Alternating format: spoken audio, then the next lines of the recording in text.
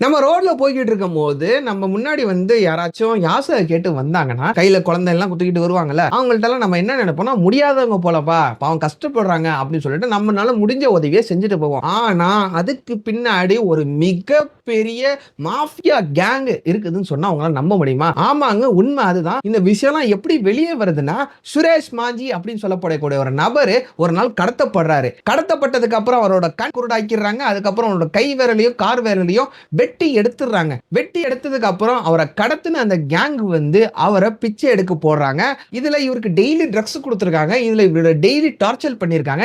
இவருக்கு வெறும் 2 சப்பாத்திய தான் உணவாவே குடுத்திருக்காங்க. இந்த டார்ச்சர் எல்லாம் தாங்க முடியாம இவரோட பாடி கண்டிஷன் ரொம்ப வீக் ஆகிருது. இவரோட பாடி கண்டிஷன் வீக் ஆனதுக்கு அப்புறம் இவரால பிச்சை எடுக்க முடியாதுன்னு தெரிஞ்சதுக்கு அப்புறம் இவர வந்து ரோட்ல விசிறி எறிஞ்சிட்டு போயிடுறாங்க. ஒரு பப்ளிக் ஸ்பாட்ல விசிறி எறிஞ்சிட்டு போயிடுறாங்க. அதுக்கப்புறம் இவர் வந்து ஹாஸ்பிட்டல்ல எல்லாம் அங்க உள்ள மக்கள் சேர்க்கறாங்க. சேர்த்ததுக்கு அப்புறம் போலீஸ் இன்வெஸ்டிகேஷன் பண்ணுது. இன்வெஸ்டிகேஷன்ல தான் இவரு இந்த மாரி கதையா சொல்றாரு. என்ன போல பல பேர் அங்க மாட்டியிருக்காங்க. பச்சை குழந்தைகள் எல்லாம் வாடகைக்கு விட்டு பிச்சை எடுக்கிறதுக்கு வாடகைக்கு விட்டு சம்பாரிச்சுக்கிட்டு இருக்காங்க. இத பாரு ஒரு மிகப்பெரிய கேங் இருக்குது அப்படின்னு சொல்லிட்டு கதையா சொல்றாரு. அதுக்கப்புறம் எல்லாம் இன்வெஸ்டிகேஷன் பண்ண ஆரம்பிச்சதுதான் இந்த மாரி ஒரு மிகப்பெரிய கேங் இருக்குது.